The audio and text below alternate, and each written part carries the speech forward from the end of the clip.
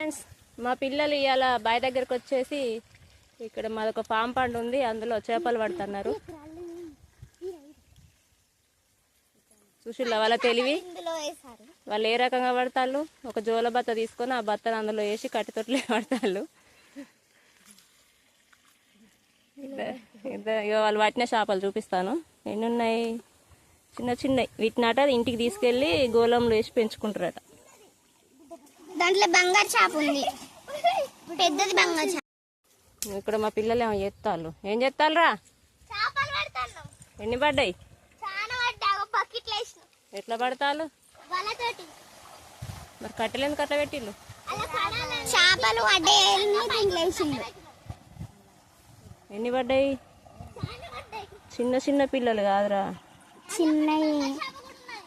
బంగారు చేప పెద్దది పెద్దది బంగారు చేప.